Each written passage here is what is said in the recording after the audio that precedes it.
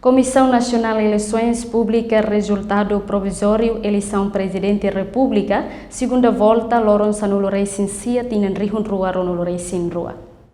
Publicação resultado provisório, segunda volta, eleição Presidente da República, halau e edifício Sene, dili quarta-feira, Loron Ronulorei Sin, Fulang Abril, Tinan Rihun Rua, Ronulorei Sin Rua. Tuirmai declaração completo. Eleição é instrumento importante para a nação europeia adoptar a democracia nesse momento. Timor-Leste sente orgulho e independência hijos, porque me la aprende era um europeu e também a nação será a europeia e a América Latina e a Raibar também. Eleição sai gostando dela e de vez em quando o resultado sai bom. Complicado lá nesse momento mais de Timor-Leste orgulho também da independência de curso, mas bem que está perto do Antara e está consegue ultrapassar o processo. Democracia, cultura ainda que dia, cultura ainda que funcionaria, all eleitorado que está tinha responsabilidade, neutralidade, independente. Na ordem de Constituição também, indivíduo ser também é uma confia toda comissário, toda a nação. Órgão desse serviço. Só entendemos que sai confia garantia para a economia. É ditosida e pouco. E se nem a do serviço também. Resultado bem que a saída na primeira volta, tribunal Simo, validação e pronúncia resultado e aí a votação.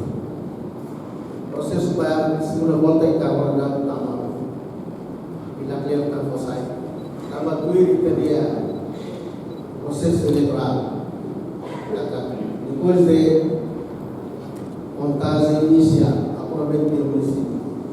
E às 72 horas, quando está concluída, o eleitamento tem que seria de tempo 72 horas a verificação da ata do processo como revelado. E ela usa o sistema de rede que está em forte, mas o sistema fundo bem e está estabelecido para todo dia cada serviço de transferência, serviço de qualidade, a poder para resultado do que sai o sempre de processo como e também vai em segunda volta participação em voto local 75,17%. Mana que vai acima de 8,70%, feito em 48,30%. Comparação com a 2%, mas vem a padrão internacional.